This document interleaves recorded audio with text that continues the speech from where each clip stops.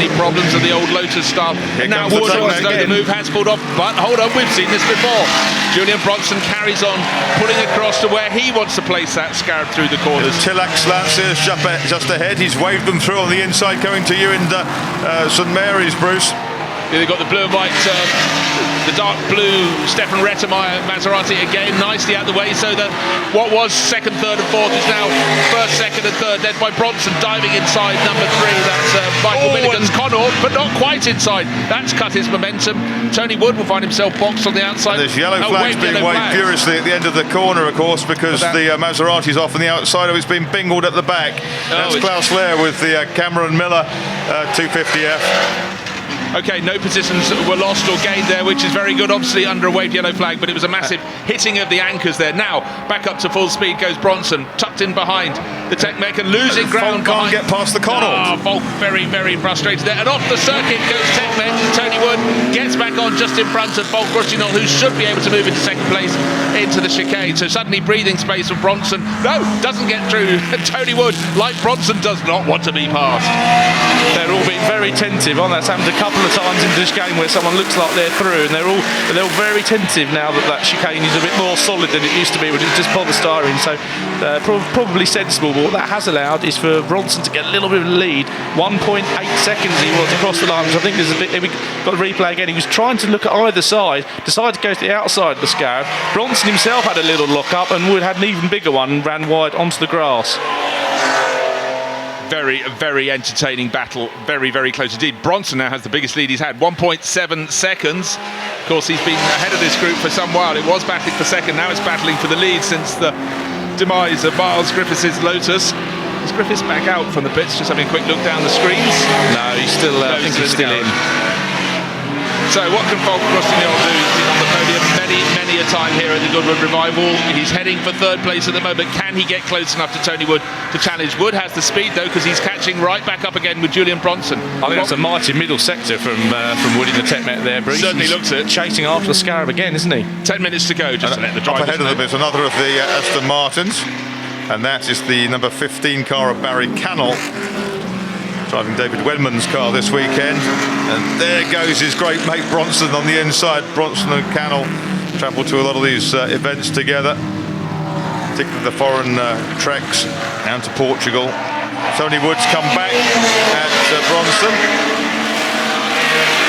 Kept down to 0.3 of a second, and Volk's right back with him as well. Yeah, give him a second. That covers all three. The 0.97 of a second from first, which is Bronson, to Volk Rustinol in third place. The meat in the sandwich, but for how much longer is Tony Wood in the much taller looking, bright red number 18 Tech-Mec. Again, he goes around the outside of Julian Bronson. This time he makes the move stick. Can he negotiate the next corner? Let's see as they come down the slope out of Ford Water on lap 8 in this 20-minute race. Will he be able to pull clear of Bronson? Now he's got to the front.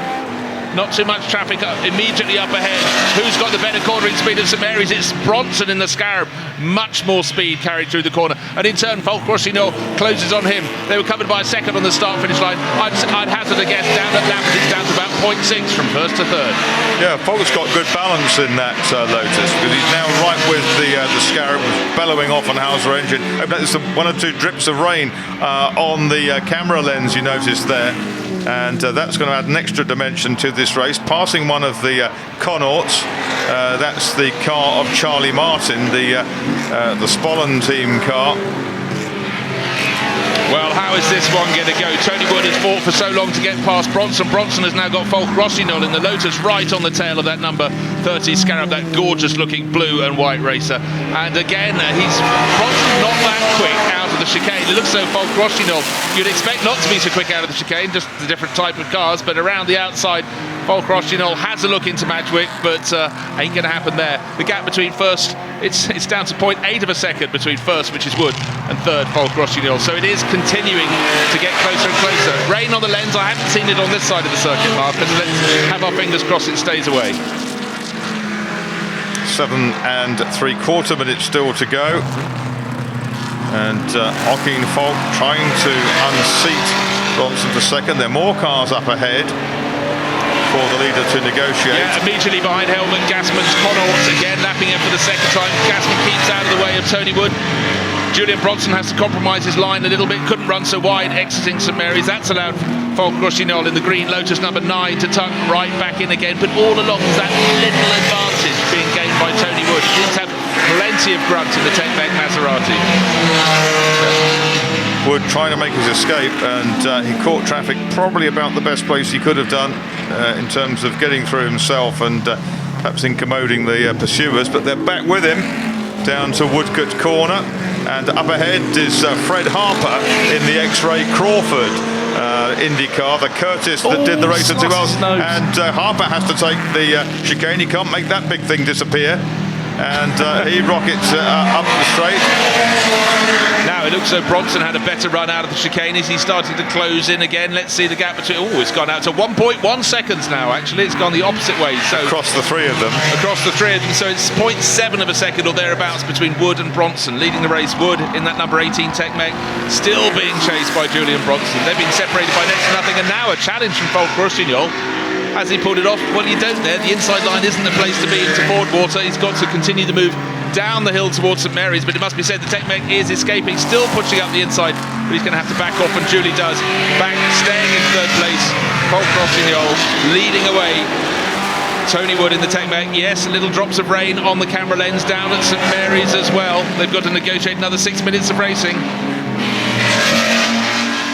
Yeah, I was just looking at the lap times. They are falling away slightly at the front, so just wonder if that is just beginning to affect the amount of grip they've got out of your side of the circuit, or just after you. So we can see it on the lens, and now Falk Rossignol right in the slipstream of the Scarab. He really wants to get by because he's running out of time to go after the Tec-Mec. Griffiths was in the long 24s earlier in the set. It's dropped like 4.5 seconds now, the lap times. Yeah, the right driver's still running at the front end. Wood, Bronson and Falk Rossignol, their best laps all in the 1 minute 26s. They're all in the 1 minute 29s. That tells the story, of course. They can be slowed going past back markers. The back markers have behaved incredibly well thus far. So Falk Rossignol will attack.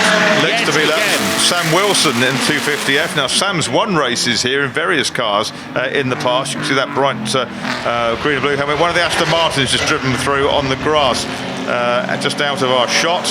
It's suddenly back into sunshine at St Mary's, so as yesterday we have weather changing all the time, but the clock is counting down against the Bronson Scarab and the Falk Rossignol. And they're closing in on the Lotus 16 of Marshall Bailey, I think, this time.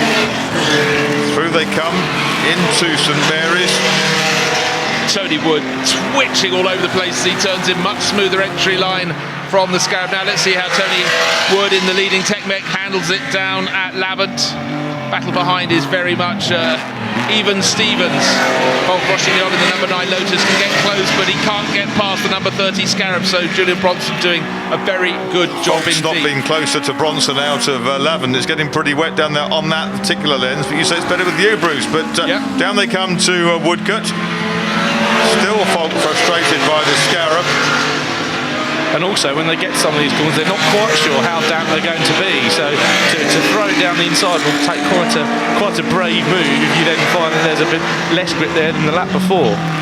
There's a couple of laps still in this race because, well, you might get maybe even 3 more.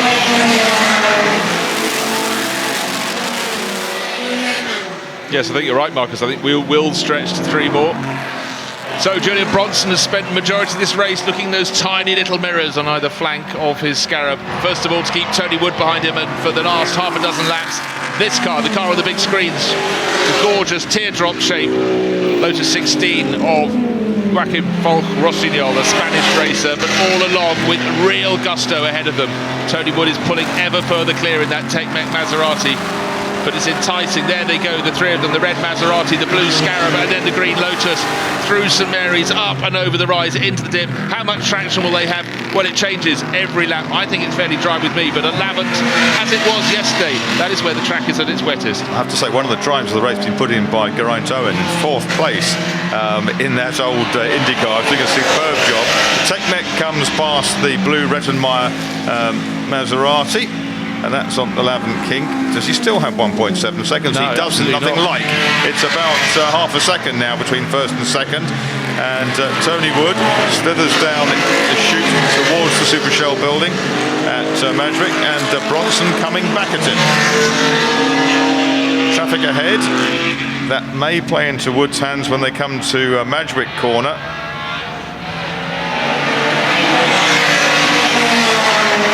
I think they'll all get by. I think they're all going to get by before Madgwick if the Lancia stays out the way. Yeah, Steve Tallick was waving them round he's done outside. Well. Traffic's been good in this race generally, hasn't it? Getting out the way of these three battling leaders. Well, a shame to ruin a battle as good as this when you've got the top three cars covered by 1.2 seconds. Is Wood backing off his speed a little bit? Certainly lost time, but then he was doing some overtaking last time around. But this battle for second place could enthrall me all day. The very different way the Scarab and the Lotus take the corners, or in fact the way they're driven as much as the cars. But the clock is counting against them now. And the lap times have actually come down a little bit, Bruce. I wonder if perhaps they're either getting used to whatever level of some moisture is down there, or it's dry, it's burning off again. No, they heard me say it was sunny. They believe me. Oh, right. It's fine. I didn't realise you were in communication with all the drivers. Every second one. It's the joy of an earwig, isn't it? Yes.